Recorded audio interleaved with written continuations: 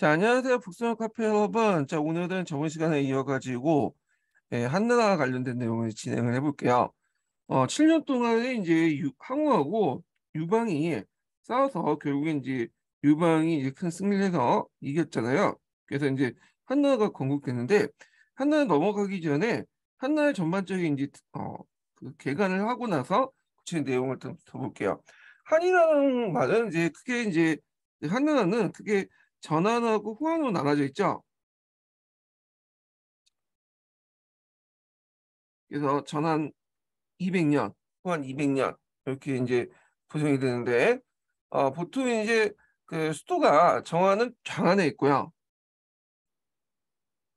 그 다음에 그 후한은 낙양에 있죠.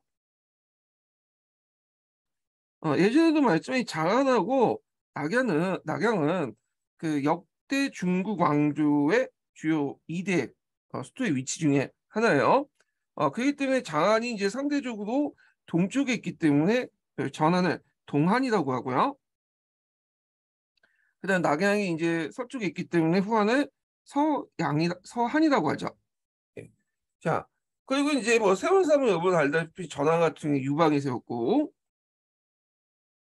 그다음에 후한은 유수가 세웠죠. 예. 자, 그리고 이제 전환과 후환을 나눌 수 있는 그 경계점이 된 것이 신라죠. 왕망이 세운 나라인데, 그 왕망이 신라는 15년 동안 딱 이제 끝났기 때문에 이렇게 해서 단절돼요. 그래서 왕망이 나라 세웠고 왕망이 다 말아먹었죠. 이렇게 됐는데, 자, 그러면 이제 전황을 좀 보죠. 시험 문제는 전황에서 좀 많이 나와요. 이번에는 이제 후한의 강무제 유수 관련된 정책들이 나오긴 했는데 시험은 주로 이제 전환에서 많이 나와요. 예. 자, 전환은 이제 가계도를 좀 보죠. 여기 보면 이제 고조 유방이 있는데 유방에서 볼 것은 뭐냐면 한나라 건국했고 이 사람이 예전에 한번 시험 문제 나왔던 게 잠깐 궁국제를 실시했다. 그래서 궁극제라는 건 여러분도 아시다시피 군원제하고 봉건제를 플러스 시킨 거잖아요. 자, 그 다음에 이제 해제가 있고 그 고조의 부인, 해제의 어머니죠. 여우가 통치했어요. 그래서 해제가 죽은 후에 이제 소제라는 황제 2명이 있긴 있는데 실권이 거의 없었어요. 그래서 실제 여우가 통치했고 사마차 사기나 방고의 한소도 그 황제의 어떤 그를 봉기하지 않고 여우봉기라고 해요. 심지어는 그 명분을 중시 여기는 그 방고의 한서조차도 여우봉기라고 이게 지칭할 만큼 여우가 실질적인 통치를 했다라는 걸 볼 수가 있어요. 자, 그 다음에 문제와 경제 때인데 요때 이제 문경일치라고 하죠. 여기는 정치로 상당히 잘했지 정치를요. 그래서 보통 후식 정책, 항로소를 바탕으로 정치를 했다. 음. 그래가지고 이제 있는데 자 이때는 이제 국가가 노토치했죠. 세금도 적게 걸고 권력 간섭도 안 하고 그러다 보니까 이제 일도 병력이나 그다음에 이제 이런 노역도 이제 안 하다 보니까 백성들이 이렇게 풍족하게 살았어요. 그렇지만 이제 동시에 한편으로는 내부적으로나 여러 가지 문제점이 생겼죠. 그래서 보면 일단은 첫 번째가 이제 그 당시 빈부격차가 심해졌다는 거야. 국가 간섭을 안 하다 보니까 빈부격차 심해졌어. 그 다음에 지방 제후들과 충돌을 하게 되죠. 이제 결국에는 이제 이 경제 때 경제 때 5초 7국의 난 마무리되죠. 5초 7국의 난은 예전에 한번 시험 문제 나왔던 곳이에요. 그 다음에 세 번째는 대외적인 건데 홍로화의 약탈 계속당해요.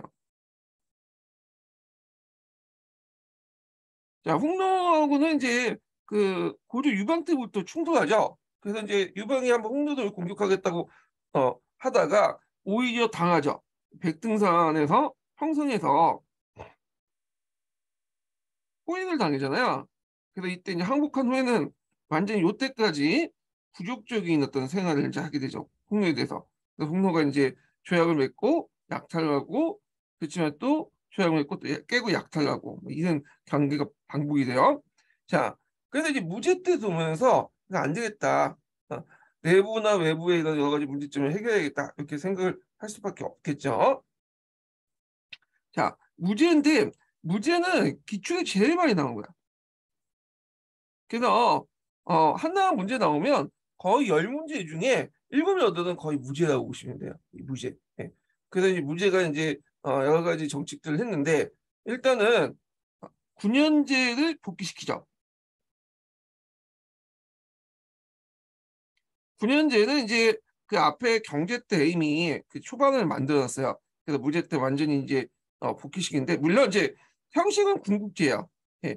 그렇지만 실제로 9년제 형식으로 했다. 경제 후반부터 이제 그 5초 칠국에 난 진압한 후에 이런 식으로 이제 그런 정책을 계승했다. 예. 이렇게 보시면 될 것 같아요. 그 다음에 이제 제일 문제가 됐던 흉노족을 이제 토벌하죠. 뭐 완전하게 토벌하지는 않았지만 흉노족을 토벌을 했고 그 다음에 이제 우리나라하고 이제 관련됐는데 주변 민족을 통치하는 과정에서 고조선을 공격해서 한사군을 설치하고 그러다 보니까 이제 전쟁을 많이 하다 보니까 이제 재정 정책 같은 걸 확보해야 되겠죠. 재정 확보. 그래서 농번 억산 정책을 실시했다. 그래서 이제 우리가 이제 알고 있는 이제 전매제 이런 등등을 군수법, 평준법 이런 것들을 실시했던 거고요. 자, 그래서 있고 또 유교를 간악화시켰죠. 예. 그래서 이제 이 무제는 겉으로는 유교를 가지고 통치하는데 실제적으로는 법가를 가지고 통치를 해. 그래서 유교와 법가를 뭐냐면 정목을 시켰다. 그래서 이 무제의 그 통치 스타일은 후대에도 큰 영향을 미치게 돼요. 그 사람은 그 다음에 이제 소재인데 소재는 별로 할 건 없어요. 여기는 다만 이제 각각 같은 외척 정치가 이제 행해졌고 그때 이제 무슨 논쟁이 나왔냐면 예전에도 한번 시험 문제 나온 염철 논쟁이 났죠. 염철 논쟁은 영가 천의 전매제를 계속 유지할 것이냐 가지고 그 당시 내조와 외조 간의 어떤 대립이야. 음.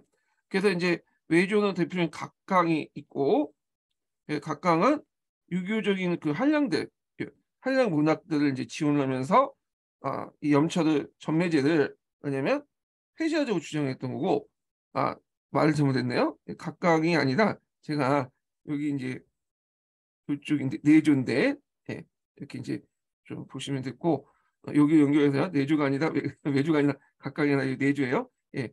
그리고 외조는 누구냐면 대표적인 사람이 이제 그 무제 때 이제 그 통계 경제를 이끌었던 상호양이라는 얘죠.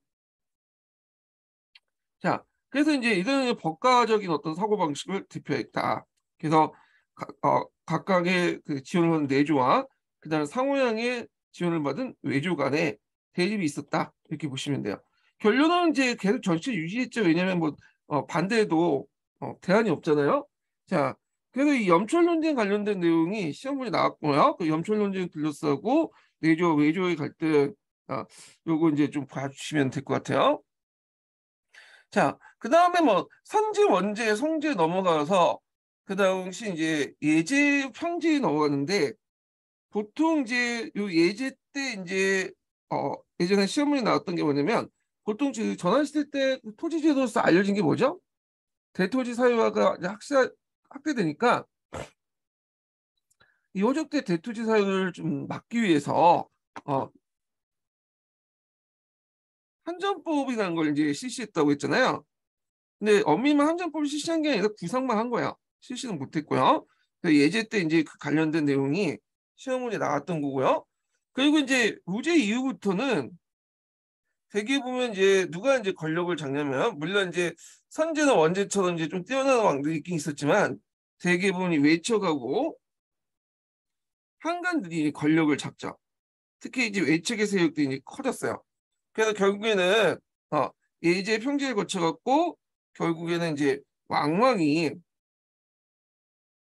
권력을 잡았죠. 외척인 왕만이. 그래서 결국에는 신으로 이제 신이라는 나라를 세우게 되죠. 예. 그래서 이제 이런 식으로 이제 좀 한번 전환의 전반적인 특징들을 좀 봤고요. 구체적 내용을 들어보죠. 자, 고려가 집권할 때 이제 그 전환을 세웠던 이 건국 세력들 보면 대개 보면 그 대가문 관료 가문이었던 장랑을 제외하고는 출신이 되게 좀 낮았어요. 예. 그래서 이제 뭐 송화라든지 조참 이런 사람들은 이제 그래도 하급관리지만 이제 어느 정도 글 좀 읽었던 사람이고 대부분은 이제 지가 낮았죠. 그래서 이제 개 도살꾼이었던 병캐나 그다음에 장례식 나팔수였던 주반, 음, 그다음에 무지개 무대바였던 이제 노gat, 자 이런 사람들이야.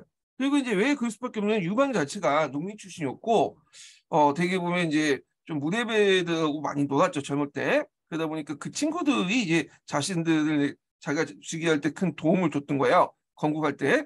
자, 그래서 예전에는 형, 아오 이런 식으로 이제 뭐냐면 지냈던 관계야. 예. 그래갖고 이제 이런 걸 또 이면적 관계라고 하거든요. 어떤 혼연적 관계에서 벗어나서 어떤 인적 결합을 통해서 이렇게 개인과 개인을 통해서 신의 관계를 통해서 형성됐던 인연적 관계고 이게 물질적 수소 관계 연결돼 있죠. 근데 이 인연적 결합 관계를 계속 유지할 수 없죠. 형님, 아우님 이런 식으로 해갖고 이제 뭐냐면 국가를 통치할 수 없잖아요. 그러다 보니까 이제 통일 제국 내에서는 그 당시 그 황제와 신하 관계를 또 이렇게 바꿀 필요가 있었어. 예. 그래서 이제 이 과정에서 이제 그들의 공적했던 농공 행사를 실시하게 되고요. 그리고 이들을 이제 공신들을 이제 뭘로 임명하냐면 대개 보면 이제 여루나 왕으로 임명하죠. 여루라는 것은 이제 보통 한 개 현 단위를 이제 뭐냐면 그 지배권을 주는 거고, 그다음 왕은 한 지역을 아예 그냥 통째로 그 지배권을 주는 거죠. 예. 특히 이제 이 왕 같은 경우에는 처음에는 이제 이성제후들을 주로 임명했죠. 자기를 도와줬던 뭐 항신이나 그런 사람들 노관이나 어, 이런 사람들 이제 임명을 했는데 얘네들 제거하고 나서 이제 뭘 임명해요? 믿을 건 핏줄밖에 없다. 해서 동성제후를 이제 왕으로 임명해요. 자, 그 다음에 이제 여기 보면 이제 제도를 정비하는데 제도를 정비할 때 큰 역할을 했던 사람이 육가예요. 육가. 이건 뒤에 좀 얘기할게요. 여기 나와 있네요. 예. 그리고 수도를 장안으로 옮겼죠. 장안. 자, 장안은 진나라의 그 함양 있죠. 함양의 부근이에요. 예전에 말했지만 진나라 수도나 전안이나 당나라 수도나 되게 간중 지역에 있었던 거거든요. 예, 수도의 위치가 약간 다르긴 하지만 되게 거기에서 거기에요. 그러면 장안에 도움을 했던 게 뭐냐? 여러 가지 이유가 있겠죠. 자, 이거 진나라와 비슷해요. 위수부지는 비옥한 뿐만 아니라 그 서남 쪽에 사천 분지를 끼고 있었고, 자, 위수와 항해를 이용해서 좋은 편을 냈다. 물을 끼고 있어야 돼. 그 당시에는 교통망이 이제 해상교통망이 주요이기 때문에 이 조온이 있어야 돼요. 예. 그 다음에 이제 산과 강이라는 둘러싼 천혜 요소. 그래서 지형적 요인 때문에 수도를 정했죠. 자, 그 다음에 이 사람의 또 하나 특징은 군국제를 실시했다는 거예요. 군국제. 자, 이 군국제를 왜 실시했냐 배경을 보면 일단 주나라가 봉건제는 춘추 시대 때 오랜 분쟁의 원인이라고 생각했고, 그 다음에 진해 9년제는 어떤 문제점이냐면 항제의 보호색이 없어 쉽게 멸망한 걸 고려했다는 거죠. 예. 그래갖고 일종의 항시 울타리가 없다 생각해요. 그래서 항시 울타리 상태에서 주변의 왕들을 임명하고요. 특히 이 왕들을 누구로 임명했어요? 이성제를 지키고 자기 필주였던 유씨를 이제 임명하죠. 동성제후들을. 예. 그래서 필요시 위기 시에는 그들의 지원을 받도록 한 게 된 거야. 근데 이제 이 항시를 울타리 삼아서 하려는 그런 그 제도, 그러니까 이런 봉건제적 어떤 요소들은 후에 이제 뭐 서진이라든지 그다음 명나 초기 때도 그렇게 적용이 돼요. 이거 뒤에 좀 얘기할게요. 그다음에 그래서 봉건제와 군현제를 저쪽 군국제를 시했고요. 또 통일간에 이미 독립된 왕국이 있었고, 특히 이제 오늘날 강동이나 뭐 강서, 복건 이런 지역에서는 독립된 왕국도 있었어요. 자, 이들을 이제 왕을 추인하면서 통일 성취했기 때문에 군국제는 불가피했다. 뭐 이런 이제 것도 있는데, 자, 그래서 이제 내용을 보면 수도 장항으로부터 멀리 떨어진 그 지방에서는 일족과 공신과 왕의 제후를 봉하는 봉건제를 취하고요. 수도 근방의 경기 지방에서는 진해 9년제를 그대로 유지했다. 이렇게 이제 보시면 되는데 대개 이제 이런 거죠. 대개 이제 교과서 여기는 제가 이제 실어놓지 않았지만 이렇게 보면 교과서에 있어요. 크게 이제 장안을 기준해서 그 나눠서 장안을 기준으로 해갖고 이쪽 서쪽 지역은 주로 중앙집권적 그러니까 군현제를 실시하고 나머지들은 이제 왕들에게 나눠주죠. 이게 이제 봉건제야. 자, 그리고 중앙에서는 뭐만 파견하냐면 재상만 파견해. 상만 파견해. 그래서 이들은 이제 왕들을 관리 감독을 하는 그런 체제를 취했다. 이렇게 보시면 돼요. 자, 그럼 여기서 지방행정 제도를 한번 정리 좀 해볼게요.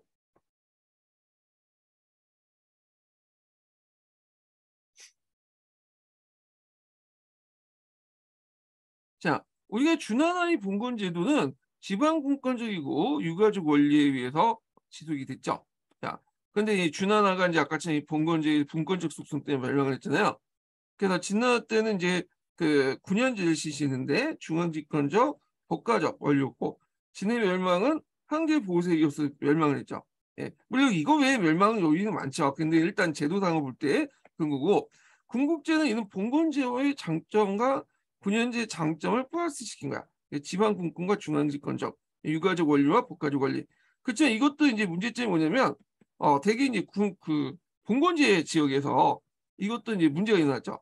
시간이 지나면서 점점 이제 혈연 유식이 약해지면서 이제 분립적 경향이 나타나게 되고 결국에는 5초7국의 난이 일어나죠. 예, 이 과정을 이제 얘기를 했고요. 그 다음에 이제 그 유방이 나를 처음 세울 때 이제 뭐냐 유교주의를 냈었어요. 예, 그래갖고 이제 그 한 고조는 초기에 학문에서 벗어나 국가의 통치 기틀을 유교주의 방향으로 잡으려고 했다. 그래서 이제 유가의 이제 유가라는 사람을 이제 뭐냐면 등용을 했죠. 그래서 유가가 이제 국가의 통치 방향을 유교주의 잡도록 이제 도와줬고요. 그래서 이 사람은 이제 유명한 말 했죠. 마상에서 천하를 잡을 수 있지만 마상에서 천하를 통치할 수 없다. 창건할 때는 창건할 때는 이제 왕조를 창건할 때는 그 무력이 필요하지만 그 다음 단계가 수성이죠. 수성할 때는 이제 뭐냐면 무력보다는 어떤 통치 이념이 필요하다 이렇게 주장을 한 거야. 야, 그래서 이제 유교의 예학이나 이런 것들을 이제 뭐냐면 하고 궁중의식이나 예절 같은 것들을 가르치도 했고, 그 다음에 소환은 진의 가혹한 형벌을 개정해서 법률에 새롭게 제정하게 명령을 했는데, 한나라는 그러니까 이게 전환시대 때 초기 때예요. 한나라는 이제 그 뭐야 진나라가 상당히 복잡했잖아요. 진율이라고 해갖고. 근데 한나라 초기 때는 그 법 3장이 돼갖고 상당히 이제 뭐냐면 법을 그 축소시켰어. 아주 간단하게 했어. 진나라가 이제 이런 가혹한 법 때문에 많기 때문에 그래서 뭐 살인한 사람은 죽인다. 그러니까 물건을 뭐 훔친 자는 그에 대한 적당한 벌을 내린다. 이런 식으로 이제 법을 간단하게 만들었죠. 자, 그 다음에 법가적 유교주의 정치를 수립했다. 진의 대부분을 계승하면서도 유교의 예학을 받아 유화시켰고요. 유교를 법가로 장식한 법가적 유교주의 정치 체제인데 요거는 이제 한초 때 유방 때 잠깐 보였던 거고 실제로 이걸 이제 확립시킨 거는 이제 무제 때죠. 그래서 무제 때로 기억을 하시는 게 훨씬 더 나을 것 같아요. 요거는요. 예. 그렇지만 잠깐 한 고조 때 이제 뭐 이런 유교주의 정책들은 후에 이제 뒤에 그 문제나 경제 등등을 거쳐갖고 문경에 칠 때는 이제 좀 유교주의 색채가 이제 좀 약해지죠. 항로수를 통해서 통치를 하잖아요. 그래서 요거는 잠깐 위에서 이제 그 한구조 때 보였던 정책들이다 이렇게 보시면 될 것 같아요. 이 부분은 자, 그 다음에 이제 한나라의 중앙행정제도를 좀 볼게요. 자, 한나라 중앙제도는 상공구경제도야. 그리고 여기 많이 들어왔죠. 상공구경이라는 것은 진나라인데 진나라 때 그대로 계승했다는 거예요. 그래서 여러분들 이제 보시면 알겠지만 보통 우리가 진한을 연칭해서 붙이잖아요. 수와 당을 또 영칭해서 붙이고 다 이유가 있어. 진나라와 수나라는 단명 왕조죠. 했지만 진나라 때 만든 제도가 한나라 때 영향을 줬고요. 그다음에 수나라 때 만든 제도가 당나라 때 영향을 줬기 때문에요. 근데 그래서 이제 진나라의 어떤 제도가 한나라에 영향을 준 것을 이제 좀 보면 상공구경제도나 이런 것들을 볼 수가 있죠. 그래서 이제 중앙관제, 지방관제 모두 행정, 사법, 군사 권한이 엄격히 구분되어 황제옥은 상공에게 기속되기를 했고, 그 다음에 그 황제를 정점으로 그 다음에 중앙 관료 조직을 더욱 강화했다. 보통 상공은 태의, 어사대부, 그 다음에 이제 승상 이렇게 있는데 진나라에 비해서 어사대부의 권한이 커졌다는 거야. 어사대부의 권한이. 그래서 어사대부를 이용해갖고 승상을 견제시켜주는 그런 역할을 했고요. 그다음에 국영은 이제 뭐 진나라하고 이제 거의 이제 비슷비슷해요. 그래서 주로 황제의 생활과 관련된 밀접된 부서가 이제 다수고요. 물론 다른 그 부서도 많지만 그래서 황제 지배체를 강화시키려고 했다.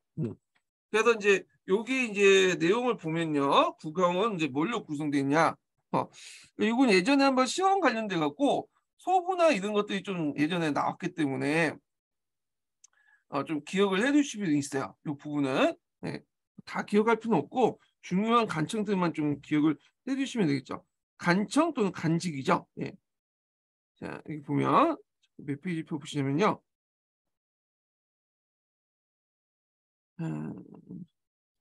고충 페이지 112페이지 보세요.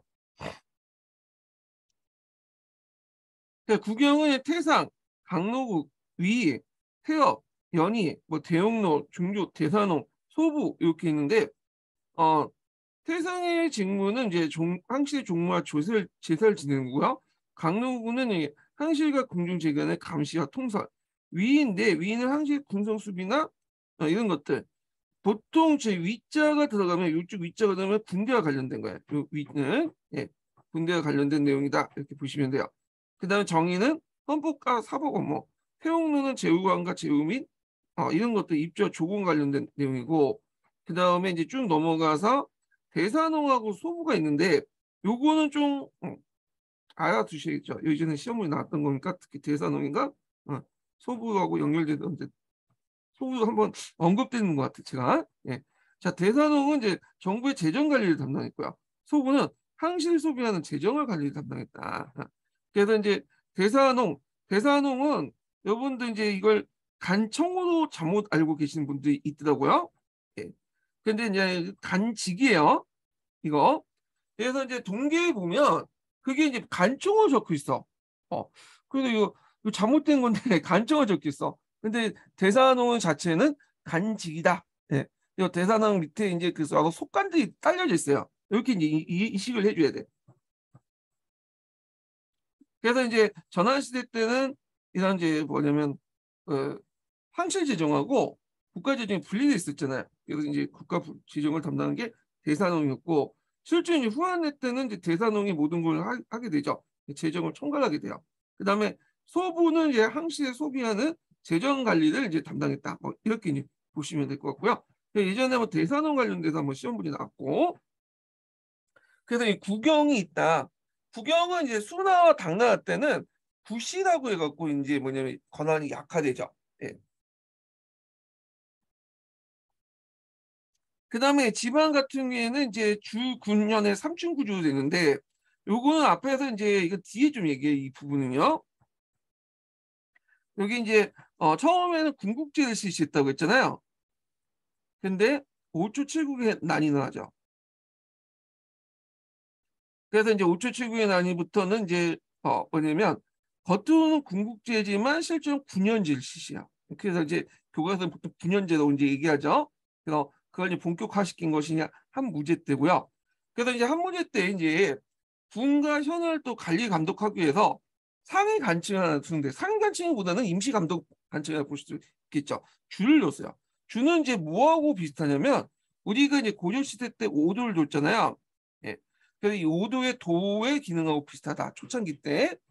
그래서 고려 시대 같은 경우에는 돌도 갖고 안찰사를 파견해갖고 뭐냐면 관리 감독을 하죠. 근데 안찰사라는 게 그 당시 풍계가 좀 낮았잖아요. 예. 그러다 보니까 주로 이제 또 지방 또 상주하는 그 지방관도 아니었고 그때 필요에 따라서 황해도 경관이었는데 그 한나라도 마찬가지예요. 그러니까 줄을 두고 뭘 파견해 자사를 파견했어. 그래서 초창기 자사는 경관이에요. 중앙에서 이제 필요할 때마다 임시적으로 파견했던 그 지휘였는데 시간이 지나면서 이들이 이제 상주화되죠. 지방과가 바뀌어. 그리고 나서 그 밑에 군과 현을 자기 감찰군 군현을 예속화시키죠. 그래갖고 이제 나중에 보면 그 후한 말기 때 가면 자사가 막강한 권한을 갖고 있어요. 군사권을 갖고 있고. 그래갖고 이제 우리가 알고 있는 삼국지의 그 주인공도 있죠. 뭐 그 유포라든지 원술이라든지 원소라든지 이런 사람들은 주의 자사 출신이에요. 예. 그만큼 자사의 권한이 커졌다. 그래갖고 한무제 이후부터는 주군련의 삼층 구조가 됐다. 이렇게 보시면 될 것 같아요. 그래서 후한 때 감찰구역에서 행정구역으로 변화됐고 그만큼 자사의 권한이 커졌다. 이렇게 보시면 되고요. 자, 그 다음에 이제 여기 이제 문경제 때 이제 정치를 볼게요. 이때 이제 그 문경제 때 정치는 앞에서 이제 여러 이제 혼란 때문에 이 사회경제적으로 상당히 피폐해졌었는데 요걸 이제 뭐냐면 다시 부흥을 시켰던 사람이죠. 그래서 이제 보통 문경예치라고요.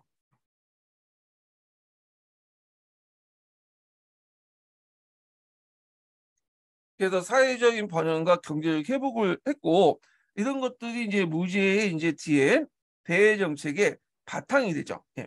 자, 그럼 문제를 보죠. 문제를 보기 전에 요 이제 정책 방향을 볼게요. 유교 같은 경우에는 앞에서 이제 잠깐 언급됐는데 문경제의 정치 방향은 유교하고는 좀 다른 방향이에요. 예. 이걸 후식 정책이라고 하죠.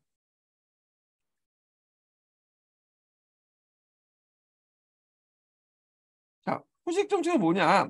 노장 사상의 영향을 받은 학문 사상의 무의 정치였다. 그래서 이 무제 때 뒤에 표시됐지만, 그 당시 이제 뭐냐면 이런 정책의 결과 민생이 안정되고 인구가 증가되고 재정이 확대되고 사회 모순이 증대됐다. 그래서 민생 안정, 인구 증가, 재정 확대는 긍정적인 영향이고, 그래서 정부가 노토치 하다 보니까 사회 모순이 증대돼서 상인과 수공업자의 토지 경쟁이 일어나고 이것이 나중에 이제 호족의 이제 바탕이 되죠. 자, 그래서 이제 이 무의 정책, 그러니까 호식 정책을 바탕으로 둔 것이 항로수인데 항로사상은 예전에 얘기했을 거예요. 뭐가 결합되는 거죠?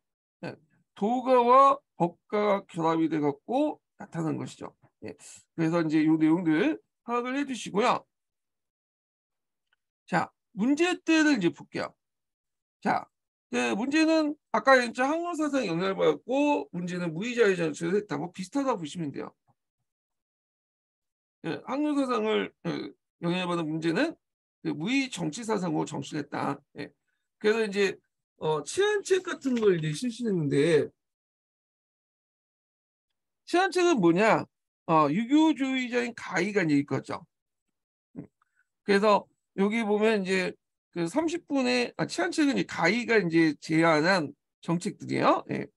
그래서 이제 30분의 1로 지조를 감축하고요. 교육을 경감하고 연접복과 고문을 폐지했다. 이렇게 보시면 돼요. 그래서 이제 있고 그래서 이걸 육형을 폐지했다라고 해서 육형. 육체적으로 가는 그걸 폐지시키고요. 대신에 이제 노동력으로 대신했어요.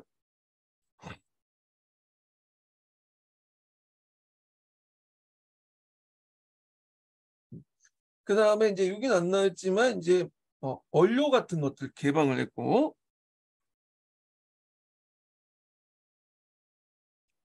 그리고 이제 그 모든 백성들에게 작 1급을 하사했죠. 작은 이제 벼슬이죠. 1급을 하사했다. 모든 백성들, 남자들에게. 예. 작이라는 것은 이제 그 벼슬이지만 실제로 이제 그때 하사한 거는 명예직이라고 보시면 돼요. 그래서 이걸 이제 재민지배 체제를 강화시켰다. 이렇게 돼 있는데 요거는 뭐 뒤에 그 하나 사회할 때 좀 얘기할게요.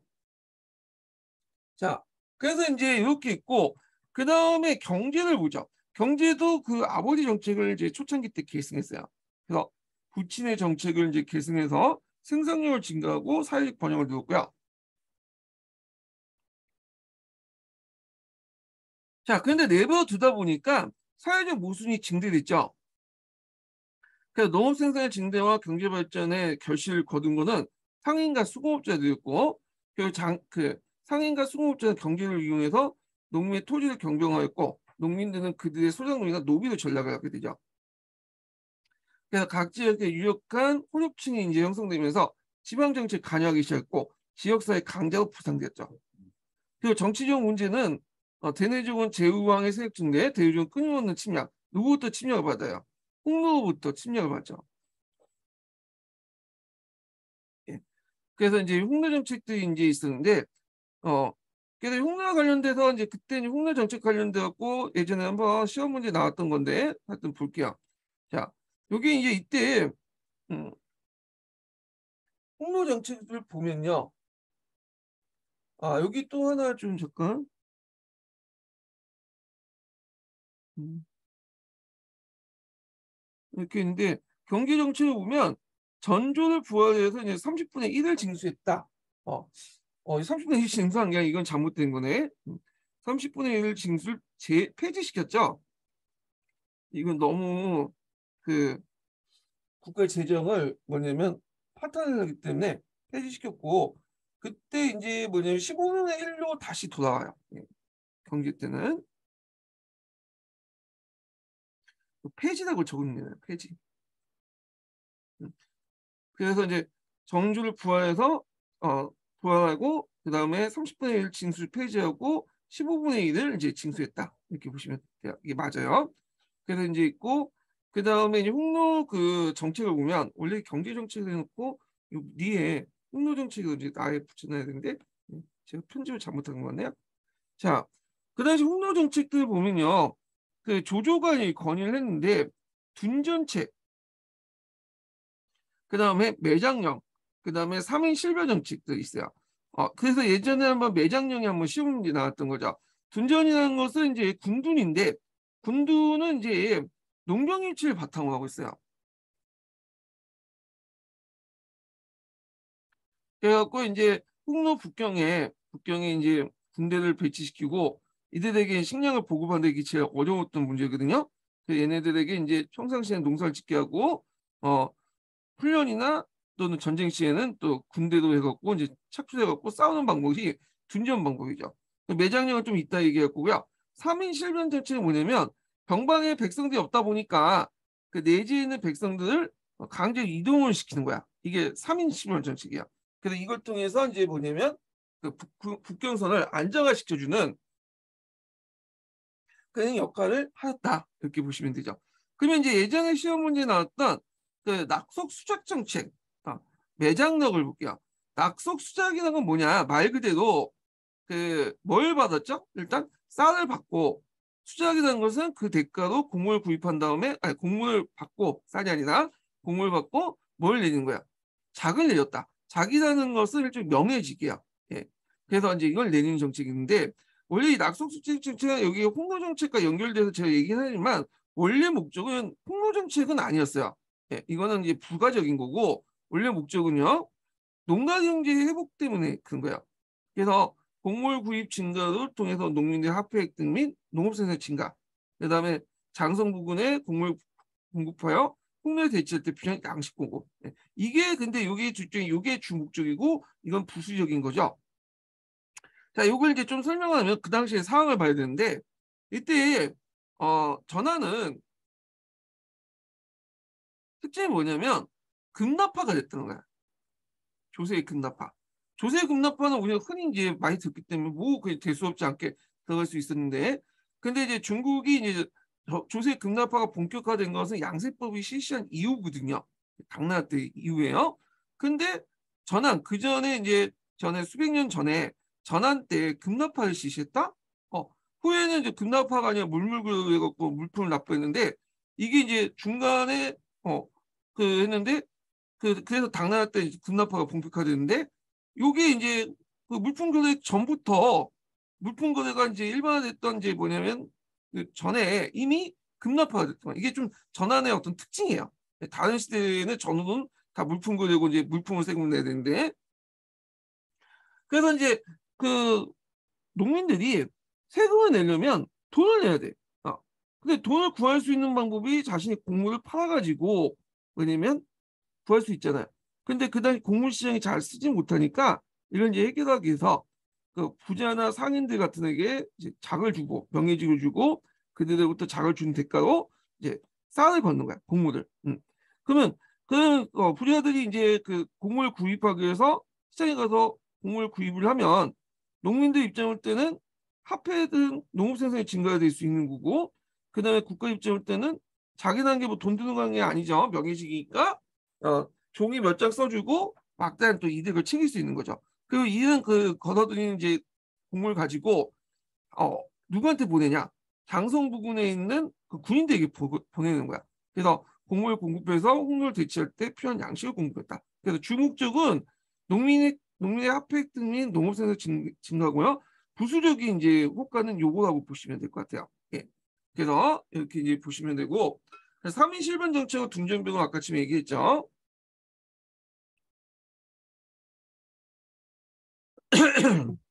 그래서 이제 있고, 이 목적보다는 이게 결과가 낫겠네요. 예, 결과도 옮겨 줘보세요. 그래야지 이게 주 목적이니까 이건 부수적인 그 효과 같은 것들이죠. 예. 자, 그 다음에 이제 군국주의 모순과 5초 7국에 나눠볼게요. 자, 한나라 중앙정부는 중앙집권 방향으로 나가려 했지만 지방의 제후들은 지방분권을 치닫고 있었고, 특히 이 동성제후 세력들이 더 강해졌죠. 국토의 3분의 1을 차지하고 이들의 제후의 관리 인명권이나 경제력이 상당히 발전됐고, 또 얘네들은 독자적으로 이제 사업 같은 것들을 육성을 하고 동정 같은 것들을 뭐냐면 찍어내요. 예. 그래서 그 당시 제후왕들은 독자적인, 아유, 이걸 좀 요거 가지고 얘기할게요. 여기는 없는 내용인데 요걸 다시 좀 설명할게요. 그래서 이제 그 당시 이제 배경을 보면 동성제후대 영토 면적이 늘고 중앙정부의 반독립적 세력을 취함으로써 입조를 거부하고 군사를 약화시키고요.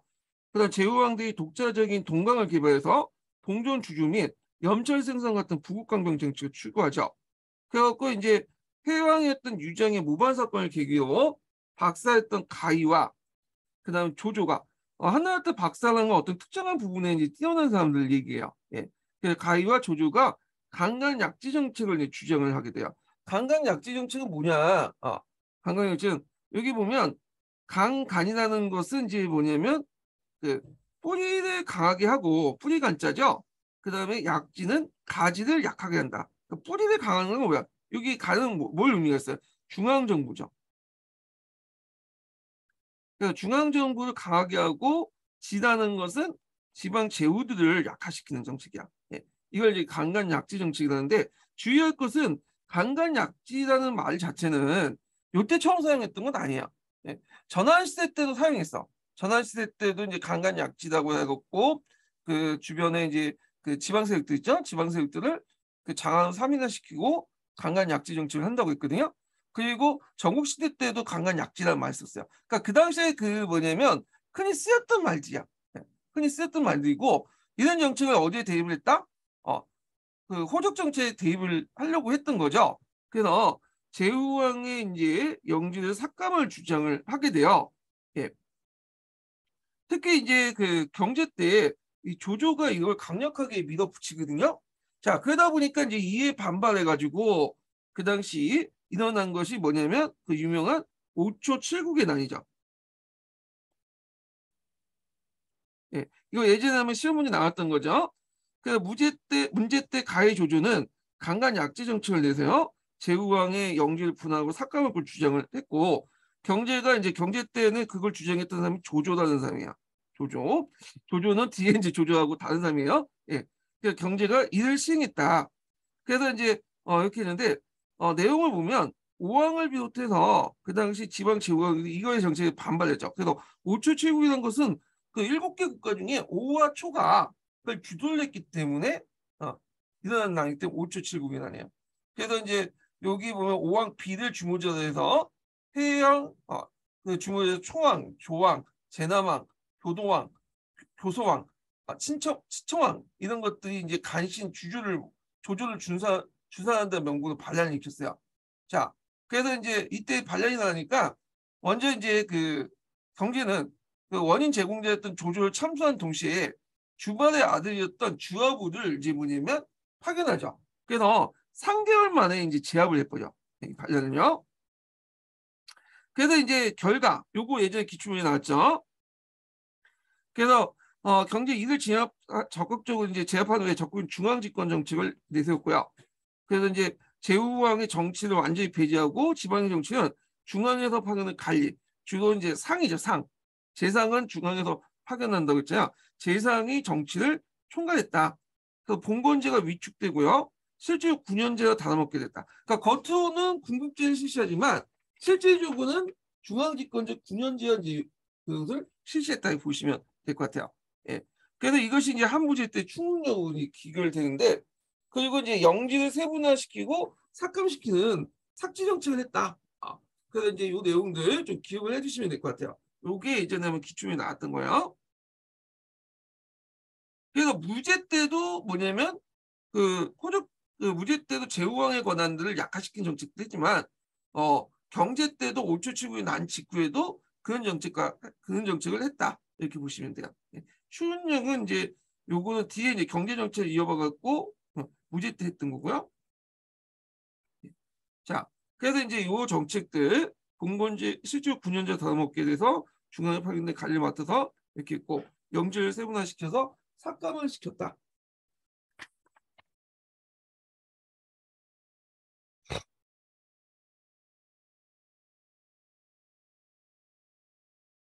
자, 그래서 이 내용들 파악을 해주시고요. 그 다음에 이제 무제로 넘어가죠. 무제.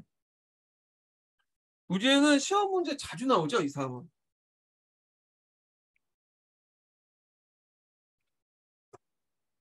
자, 무제는 이제 있는데 무제 때 이제 하기 전에 잠깐 요것도 이제 좀 약간 설명이 좀 적어서 이렇게 있긴 있는데 이런 내용이 좀 약간 부족한 부분이 많아요. 그래가지고 자, 요걸 먼저 하고 이걸 보충하는 방식으로 할게. 보충 자료 가지고 이제 좀 얘기해 볼게요. 자, 무제는 이제 전반적인 정치는 중앙집권적 전제군주제를 완성했다. 그래서 이제 어떻게 완성을 했냐? 유가와 법가를 절충하죠.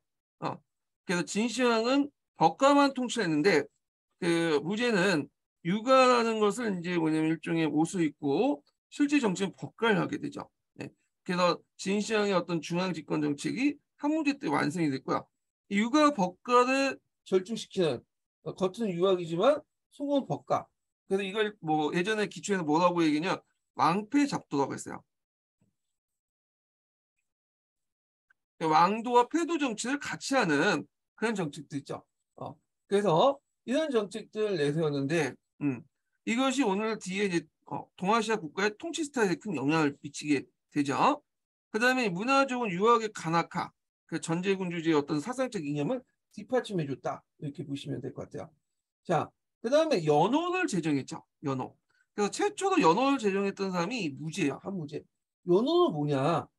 그래서 제가 이제 애들 데리면 가르칠 때 연호가 뭐냐고 물어보는 학생들이 많더라고요. 예. 근데 이제 연호라는 것은 이제 지금 몇 년이죠? 서적으로 2022년이잖아요. 그렇죠? 그래서 한 해 이름이 2022년이야. 지금 해 몇 년에 물을 때 마찬가지로 그 한 해 이름이 있을 거예요. 2022년처럼. 그러니까 한 해 이름을 누가 정했냐면 예전에 정근대 시대 동아시아에서는 중국의 항제가 정했어. 항제가. 항제는 하늘의 명을 받고 천하를 통치했던 사람이잖아요. 그러다 보니까 이제 하늘의 명을 받았기 때문에 하늘의 명을 받았기 때 1월 1일을 결정할 수 있는 권한이 있어요. 이걸 뭐라고 하냐면 정삭이라고 하죠. 네. 그러니까 정삭을 세운다라는 뜻은 1월 1일을 결정한다는 뜻이야. 그래서 1월 1일 결정하면 당연히 1년 365일이니까 12월 31일에까지 이제 기간이 나오겠죠. 요 연도 이 연을 에 대한 이름을 붙여줘야 돼 또. 그게 이제 한문제 때 실시한 연호야. 연호. 네. 그래서 이제 이렇게 연호 제도가 이제 처음 실시했고요. 근데 최초의 연호가 뭐냐면 권원이라는 영어야. 권원. 그래서 연호를 연다라는 뜻도 있죠. 근데 이 권원은 한문제 때 이제 뭐냐면 사용했던 최초의 연호이기도 하기도 하고 후에 보통 이제 연어를 사용한다는 의미에서 썼던 일반 명사이기도 해요. 고유 명사이기도 하고 일반 명사가 된 거죠. 우리가 이제 친제 건원 이렇게 얘기할 때 그리고 이제 한문제는 그 건원만 사용했던 것은 아니에요. 그래서 이 사람은 이제 한 6년마다 뭐 계속 이름 바뀌었어. 원광도 사용하고 원석도 사용하고 원구도 사용하고 뭐 하여튼 10번 정도 개원을 했어요. 10번. 많은 연호를 사용했다는 거예요. 그러니까 후대 이제 1세 1원이라고 해갖고 한 황제가 한 번에 연호를 사용한 것은 뒤의 얘기고요. 명청시대 때 이제 얘기죠. 근데 실질적으로 그 전까지는 여러 황제들이 여러 번의 연호를 했다. 자기가 통치하는 기간 동안 이렇게 보시면 돼요. 그래서 연호를 이제 사용했고 그 주변에 이제 조공을 바쳤던 그 나라들 애들은 이걸 이제 받아들이면서 조공 채권 관계가 맺어지는 거죠. 일종 매개가 되는 거죠. 연호는. 그래서 이제 중국 문화권을 형성에 기여했다. 그런 것들 좀 기억을 해주시고요. 그와 함께 이제 연호를 사용하면서 이제 뭐도 이제 했냐 하면 조공 채권 관계를 매개는 국제 질서가 형성이 되죠. 원래 조공과 채공은 그 중국 내에 이제 제후국과 황제 간의 관계잖아요. 왕과 제후국 간의 관계였는데 준하 때 이제 만들어진 질서죠. 자, 이런 것들 국제 질서화 시키는 사람이 누구냐면 그 당시 한 무제예요. 예. 그래서 조공 채공을 하고 나서 자신이 공판 연호를 쓰도록 이렇게 이제 했던 거죠. 자, 그래서 이제 연어를 사용하면서 전국적으로 전국 기념법의 기준을 상기함으로써 연대 계산이 편리하게 했다. 이렇게 보시면 돼요. 그리고 이 연어는 중국뿐만 아니라 중국이 이거 못하네.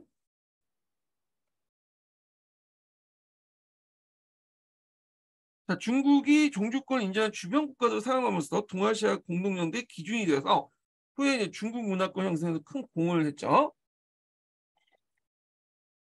그 다음에 진나라의 역법을 개선했다. 그래서 진나라의 역법을 이제 개선을 해갖고 국내적으로 이제 황제 역법 사용은 황제 주권과 통치를 인정한 거다. 왜냐면 그 진나라의 역법은 좀 불합리한 적이 있었어요. 예. 왜냐면 10월 달을 최초로 이제 뭐냐면 1월 정했거든요. 이걸 전원룩이라고 해요. 뒤에 이제 얘기하겠지만 이것을 이제 좀 맞지가 않으니까 태초력을 예상했죠. 태초력. 이걸 태초력으로 사용했다. 그래서 그 당시 정석의 어떤 그 왜냐면 황제의 정석의 어떤 권한이 있다고 했죠. 태초에서 이론을 뭐냐면 하나의 출발점을 삼았죠. 예. 그래갖고 이제 이렇게 곤쳤고 태초력은 나중에 이제 뒤에 얘기했지만 삼통력으로 또 바뀌어요. 그래서 국내적 황제 역법 사용은 황제 주권과 통치를 인정한다. 예. 그래서 역법을 이제 받아들이는 것도 그 당시 제후국 때 이걸 받아들인 건 중국의 어떤 정통 질서를 받아들인 것, 중국 중심의 질서를 받아들인다는 의미가 있어요. 그러니까 우리나라 같은 경우도 중국의 역법을 많이 받아들였죠. 예. 중국의 역법을 받아들인 거는 이제 조공채권 관계를 통해서 받아들인 것도 있어요. 아까 말한 것처럼. 근데 실제로 이런 것도 있어. 그 당시 중국의 역법이 제일 좀 정확했어요. 예. 그리고 우리나라에서는 이제 이런 것들 역법을 개선할 수 있는 능력이 안 됐기 때문에 중국을 받아들일 수밖에 없었던 것도 있었고요. 예, 뭐 이렇게 이제 보시면 될 것 같고, 자, 그 다음에 이제 신관료층을 육성하죠. 지방 세력을 견제하고 그리고 공식 집단을 제거하고요. 지금 2세대를 인데 이들의 선거제도를 통해서 인재 양성을 하려고 했다. 이건 뒤에 좀 얘기할게요. 그 다음에 행정제도를 개편해서 지방행정기구를 강화시키고요. 제후왕들을 감도시키고 그리고 이 당시에는 제후왕도 있었죠. 군년제 실시하고 있지만 형식상 군국제는 이제 계속 유지하고 있기 때문에 이제 이들 감독할 필요 있었어요. 감찰제도 같은 것들. 그래서 자살을 둬서 이제 앞에서 얘기했처럼 그 주라는 행정 그 감찰 구역을 둬서 자살 방해해서 그 지방 간의 부정 감시 및 황제의 명령을 전달하고요. 대우적 탄압 정치 이단을 사용했다. 그 다음에 내조 정치를 강화했다. 자, 그래서 이제 승사권이 약화되고 그 황제의 비선이 시중과 상서 등을 중요했는데 요걸 이제 보면 중국의 황제는 이제 크게 관료기구를 내조와 외조로 그냥 나누죠. 그래서 외조는 국가의 공적인 업무를 하는 거야. 내조는 이제 항실과 그 관련된 업무, 개인적인 거 비서 역할을 하는 걸 내조라고 하죠. 예. 자, 근데 이제 무제는 자기의 어떤 것을 이제 홀조 명령을 집행하기 위해서 외조보다 내조에 좀 약간 그걸 많이 이용했어요. 외조 같은 경우에는 이제 그 이런 식으로 명령을 전달하면 이게 여러 가지 결제 단계도 있어야 되고 내려가는 순서가 좀 늦어질 거 아니에요. 관료 조직 때문에. 근데 내조는 신속하게 자기 명령을 내릴 수 있거든요. 그러다 보니까 외조에 수상했던 승상의 권한이 약화될 수밖에 없겠죠. 그리고 대신에 내조의 기관이었던 시중이라든지 상서, 그 중서 이런 권한들이 커져요. 나중에 상서는 뭐야 이거 원래는 내조 기관이었지만 이게 나중에 이제 위진남북조 시대 때 권한이 커지고 나중에 뭐 중서와 문화와 함께 삼성이라 해갖고 외조화되죠. 예. 근데 이제 내조 기관이 외조화되는 거 상서나 중서 문화도 다 처음에는 내조 기관이었던 나중에 외조화되는 거잖아. 이런 현상들이 요거만 보이는 게 아니라 예전부터 보였어요. 전국시대 때 상공과 국영도 원래는 내조 기관이었죠. 그러다가 이제 외조가 바뀐 건데, 자, 하여튼 내조 정치가 강화된다. 그럼 내조 정치를 이제 주도했던 사람들은 어떤 사람들이냐? 외척이죠, 외척. 그래서 한무제 같은 경우에는 이 외척들을 많이 이용했어. 외척들 누굴 이제 많이 등용했냐면, 되게 이제 외척들은 이제 어떤 사람들이냐면, 보통 외척들은 이제 귀족 출신이 많잖아요. 근데 한무제 같은 경우에는 이 외척들을 주로 지반이 좀 낮은 애들을 많이 등용했어요. 이강이나 뭐 이런 사람들, 다 지반이 낮은 사람들이야. 그래서 지반이 낮은 사람들을 이용해갖고 좀 약간 이제 그 당시 좀 귀족들 견제시켜주는 그런 역할을 했거든요. 그래서 얘네들을 내주 정치에 등용하고 또는 폭로를 정벌하는데 등용을 많이 했죠. 자, 그래서 이제 이 매척 세력들이 커지기 시작한 거야. 근데 한무제처럼 이제 유능한 정치가면 외척을 이제 통제할 수 있죠. 컨트롤 가능한데 그 후에 황제들은 이 외척을 잘 통제를 못했던 거야. 그래서 이런 내조 정치의 강화, 그랬던 외척의 어떤 특세는 후대 이제 중국의 전환에 어떤 큰 영향을 준다. 네, 이렇게 보시면 되겠죠. 자, 그 다음에 이제 지방 제후 통제를 해볼게요. 중앙 집권 강하고 이 정책을 갖고 왕국이 일개 군원으로 전락됐는데 요 관련돼 갖고 15년 기출문제 한번 나왔어요. 앞에서 얘기했지만 경제가 5초 7구의 난을 진압하고 나서 했던 이제 지방세력 견제 정책도 있고요. 그다음에 한무제 때 그걸 또 이어받아 갖고 했던 정책도 있어요. 예. 자, 이걸 보면 추운령이라는 게 있어요. 추운령. 이거 외워두세요. 예전에 시험 문제 나왔던 게 추운령이야. 자, 제후왕이 사망 시에 토지를 적정제뿐만 아니라 다른 아들에게 재분배하는 거야. 그러면 이제 있는데 추운령이라는 건 뭐냐면 그 적장자 외에 다른 아들들을 불쌍히 여겨서 황제의 은혜를 베풀어준다는 거죠. 땅을 나눠줘서 말이 그런 얘기고 실질적으로는 땅이 이렇게 분할돼서 나눠주면 시간이 지날수록 어떻게 되세요? 제후왕이 가지고 있는 토지가 더 적을 거 아니야. 그러다 보니까 이제 제후세력이 위축이 되겠죠. 그래서 주금령이라는 건 뭐냐면 1년마다 중앙정부에 한금을 바치라고 해요. 일정 정도에. 그래서 황금 항량이 떨어지면 처벌하는 건데 그래서 이걸 바탕으로 왕이나 제후직을 박탈하는 제도예요. 근데 말이 이제 함량을 정해갖고 이제 뭐 처벌한다 그러지만 실제로 자기가 마음에 안 들면 이제 명분을 이용할 수 있는 거죠 이런 것들은. 그 다음에 자간윤이라는 것은 그 당시 이제 제후들이 백성들하고 군신관계를 맺는 게 있어요. 제후가 이제 그 지역의 가나안 지역의 백성들과 군신관계를 맺는 것을 금지시키고요. 그래서 이제 한마디로 제후들의 인사권을 박탈했다 이렇게 보시면 되겠죠. 자, 그 다음에 이제 그 부인이 되었고 제후왕을 위해서 세율 증리하거나 별도 명목으로 가세를 금지시켰다. 그러니까 제후왕들이 제후왕이 백성들에게 세금을 부담하지 못하도록 했다는 거죠.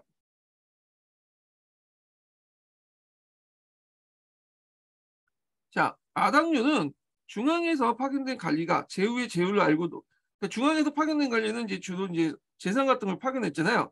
그 제후의 제후를 알지 못하고 보고하지 않으면 처벌하는 제도가 있었다는 거. 그래서 이제 있고 감찰제도 강화했는데 전국 자살 파견했고 수도부근에는 사회교육을 이제 설치했다. 그 다음에 이제 앞에서 이제 내조 정치가 강화되면서 승상의 권한이 축소되고 황제에게 소외되죠. 그래서 내조의 비석이 상소와 중소가 중용되고 그래서 이제 이때 이제 여러 외척들이 이제 등용이 되게 되는데 뭐 각광도 그 중에 한 사람이에요. 그래서 이제 그 주로 이것이 나중에 왕망의 집권의 배경이 됐던 거고 그 다음에 대호적 억압 정책을 해갖고 법술 관리를 홍리라고 했어 그 당시. 홍리를 등용해서 이제 호족들을 탄압하죠. 홍리는 이제 춘추 공양을 배경했다. 춘추 공양은 유교 경전이지만 법가적 요소가 상당히 좀 있는 거거든요. 그래서 이제 이렇게 이제 해가지고 그다음 호족의 중심을 처단하고 호족 상호 간의 유대를 단절하고 연작직멸, 종멸. 그러니까 연자제 갖고 보통 구족을 멸족을 시킨다고 하잖아요. 보통 중국에서는 그런 정책이 있다. 그다음에 수도 경배를 담당하기 위해서 기분과 우린군을 창설하고요. 그다음에 항제 경호를 8개월 성취했다. 뭐 그런 내용이 있어요. 자, 유교 진흥 정책을 좀 볼게요. 자, 유교 진흥 정책은 이제 동중서의 건의를 받아서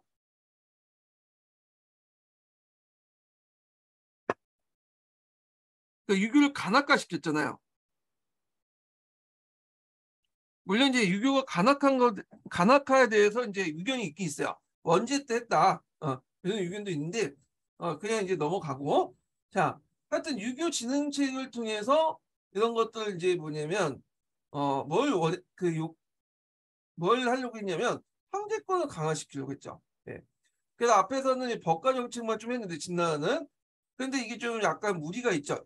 예, 법가 같은 경우에는 이제 너무 어그 버튼 별로 안 좋잖아요. 백성들의 설득력도 떨어지고 그러다 보니까 이제 유교의 어떤 겉으로 이제 유교를 이제 뭐냐면 겉으로 시작을 해갖고 유교적 논리를 통해서 한계의 어떤 그 통치를 합리화시키고요, 정당화시키고 그 다음에 이제 법가적인 정치를 통해서 그걸 뒷받침해주는 그런 이제 것들 하려고 했던 거죠. 자, 그래서 이제 내용들을 보면 대책을 해서 대책이면 어떤 문제가 터졌을 때 그거에 대해 논의할 수 있는 것들을 이제 대책이라고 하는데 그래서 한란과 문학의 뛰어난 소비들 유교적 관료를 얘기하죠. 유교의 소양에 있는 선비들 수집해서 정치 학문 논하게 하려고 학문 논했고 예. 자, 그다음에 오경 박사를 뒀죠. 수도에 이제 역경, 서경, 시경, 예경, 춘추. 박사라는 것은 그 분야에 해당 분야에 뛰어나는 사람을 의미해요. 예. 지금도 그런 의미지만 그 당시에는 이제 유교 경조역경에 적혀 있지만 와박사나 이렇게 해서 기술적으로 뛰어난 사람도 박사가 불렸어요. 하여튼 오경을 전문적으로 연구하는 박사들 뒀다. 그 다음에 효령권을 갖고 지방 효행이나 청렴한 뭐냐면 그 청년을 청구하고 중앙에서 선발한 관리를 등있는데 요걸 이제 합쳐 한걸 이선제라는 틀에서 보시면 될 것 같아요. 요건 좀 뒤에 좀 얘기할게요. 예. 그래서 이제 유교의 국교는 동준서를 등용해서 이 사람은 예전에 시험 문제 나왔죠. 춘추 공양학자면서도 근문학파. 요것도 좀 기억을 해주시고 근문학파 뒤에 좀 얘기할게요. 그리고 또 시험 문제 나왔던 것이 청인상설이죠. 네, 청인상설. 청인상설이라는 것은 천과 인이 상응한다라는 뜻이야. 이게 무슨 말이냐 하면 이게 이제 동중서가 처음 주장했던 건 아니야. 예전부터 그 당시 유교하고 그 당시 뭐 신비주의 그 다음에 또 그 오행사상이 연결돼 갖고 예전부터 있었던 건데 이걸 이제 뭐냐면 동준서가 체계시켰다고 보시면 돼요. 자, 하늘이 있죠. 하늘은 그 당시 상제예요. 그 다음에 이는 누굴까요? 이는 항제죠. 예. 그래서 항제는 지상의 상제이기도 하죠. 예. 그리고 이제 인이 있고 항제가 이제 딱 상제가 보기에 항제가 정치를 잘하면 상스러운 징조를 줘요. 그래서 그 당시 이제 풍년을 들게 한다거나 뭐 여러 가지 징조를 두고 근데 항제가 정치를 못했어. 그러면 항제에게 책임을 물어야겠죠. 그래서 그걸 보여 제의를 주죠. 제의설이라고 하는데 항제가 이제 정치를 못하면 이제 폭풍이 불거나 지진이 나거나 그다음에 감옥이 들거나 그런 것도 있어요. 그 이런 것들이 삼국사기에도 많이 적히는데 항상 삼국사기 보면 어떤 왕이 죽거나 어떤 왕이 정치를 못하면 항상 이상한 천재지변 현상이 일어나죠. 이런 것들은 제의설을 바탕으로 해갖고 역사설 편집한 거야. 예. 자, 하여튼 이런 것들이 청인상성이다. 그럼 청인상성의 문제점이 뭐냐? 일단 황제 정치는 하늘만 책임질 수 있는 거야. 책임을 물 수 있는 거죠. 그렇기 때문에 황제를 견제할 수 있는 사람이 없다는 게 의미가 있어요. 천이라는 것은 추상적인 거잖아. 보이지도 않는 거고. 그러다 보니까 황제가 멋대로 그냥 어떻게 해요? 노토치하는 거야. 신하나 백성들은 노토치하는 거야. 그래서 신하는 단순히 황제를 보좌해주는 그 역할에 불과한 거야. 그 정치적 주체는 황제일 수밖에 없고요. 그래서 황제의 어떤 독재 정치를 강화시켜주고 했다. 그런 것들 좀 기억을 해두시면 될 것 같아요. 황제의 정치적 책임을 한일에 막연하게 둠으로써 자신의 어떤 독재 정치를 강화시켜주는 역할을 했고, 신하는 옆에서 그냥 황제를 행정적으로 보조해주는 그런 역할을 했다, 이렇게 보시면 되죠. 자, 이게 이제 전반적으로 한당 유학의 특징이다, 이렇게 보시면 돼요. 근데 이런 한당 유학적인 그 특징이 나중에 성리학이 들면서 이제 달라지죠. 성리학, 이학 이런 것들은 공치주의를 내세우잖아요. 뒤에 얘기했지만, 그래서 천이 상제가 아니라 천리가 되는 거죠. 천리는 이제 황제나 뿐만 아니라 사대부도 같이 공유하는 거야. 그러다 보니 정치들 황제 혼자 하는 게 아니라 사대부도 같이 하고 같이 책임을 지는 거죠. 예, 나름대로 천하의식을 공유한다, 이렇게 보시면 돼요. 뒤에 좀 얘기할게요. 그래서 청해상을 통해서 정치 윤리와 종교 중심을 황제의 역할을 설정했고, 자, 이것이 나중에 정치의 지도 원리가 됐다, 그런 거죠.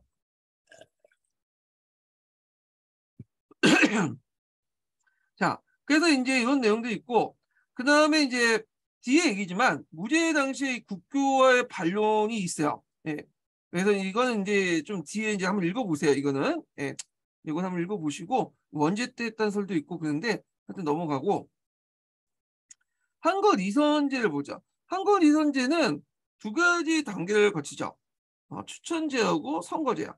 먼저 추천한 다음에 그걸 가지고 뭐냐면 뽑는 거죠. 선거라는 것은 지금 밑에 있는 사람이 위에 있는 사람 뽑는 거죠. 이거 참 편이 근데 국민들이 하여튼 그 위에 있는 공직자를 뽑는 걸 이제 선거라고 하는데, 그 당시 선거라는 것은 위에 있는 사람들이 밑에 있는 걸 뽑는 걸 이제 선거라고 해요. 예. 그래서 추천을 한 다음에 일정한 시험을 통해서 선거를 통해서 이제 뽑는 거다, 이렇게 보시면 돼요.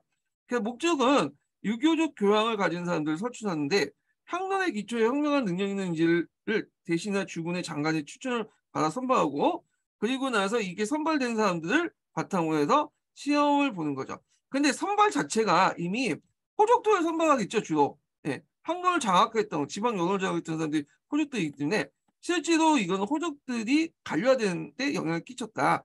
그래서 1단계와 2단계 이렇게 이제 있는데, 그래서 여기를 이제 한글 이선제 맡으면 그 한글 이선제에 3개 과목이 있어요. 호정과, 형량방작, 그 다음에 수재, 이렇게 있죠.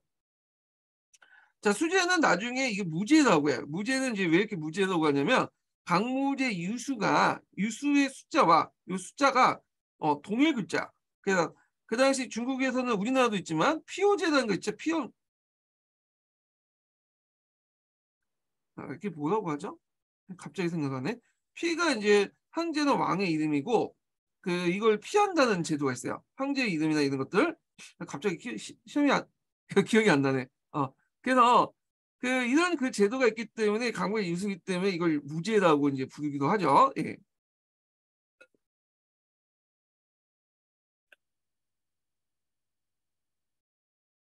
자, 그래서 이제 이렇게 있는데, 그럼 먼저 호정가를 보죠. 호정가.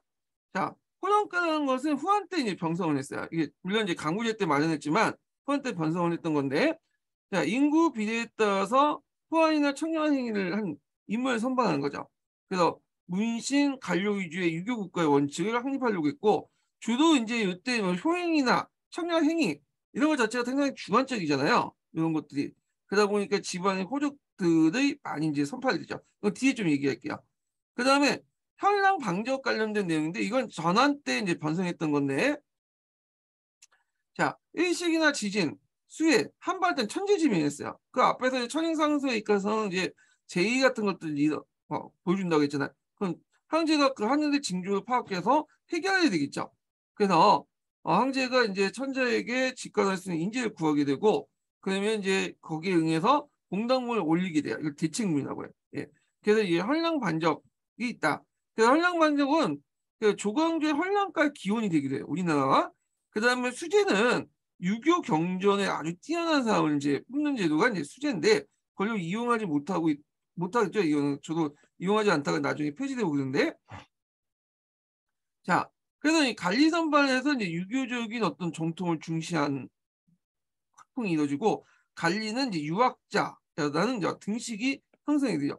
그래서 이것은 대개 보면 선발 단계, 추천 단계부터 지방 호족들이 이제 장악을 했기 때문에 그 뭐냐면 실질적으로는 지방 호족들이 관료화되는데 큰 역할을 하였다. 이렇게 보시면 돼요.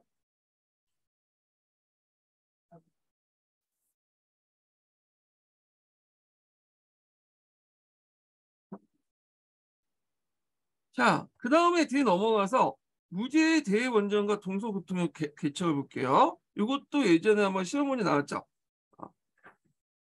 요거를 좀 보고. 그 다음에 이제 요게 좀 빠진 게 뭐냐면 그 교육제도에서 태학을 제가 얘기 안 했네. 태학은 그 당시 한국제 때 설치했던 이제 일종의 국립대학교 제도죠. 그래갖고 그 우수한 자를 관료를 진출하기 위해서 양성하기 위해서 그 실시했던 그런 제도다. 이렇게 보시면 될 것 같아요. 부분은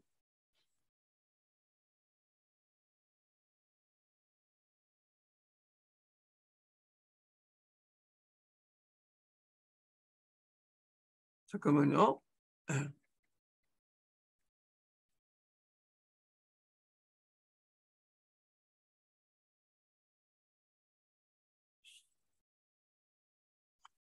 그리고 아까 전에 제가 갑자기 생각 안 나서 그런데 아까 수재 설명할 때 피 뭐든 생각나는 피이제 피이제였어 피이제. 이거지. 피이제는 왕이 쓰는 이제 뭐냐면 그 이름 왕의 이름이죠. 왕의 이름을 이제 어릴 때 쓰는 이름을 피라고 하는데 이 글자를 피하는 거야. 네. 그 피이제를 사용했기 때문에 이제 수재에서 무죄로 이제 했고 그래서 이게 뭐 조선의 왕도 이제 다 적용이 되죠. 조선의 왕들 보면 대부분은 뭐예요? 그 외자잖아요. 성 하나 있고 이름이 이제 외자죠. 외자 식으로 되는데 그 이유가 뭐냐 피이제 때문에요. 네. 그리고 이름을 적을 때도 이제 뭐냐면 어 상당히 이제 성은 제하고 이름은 이제 하니까 이름은 되게 어려운 글자를 적고 그러잖아요.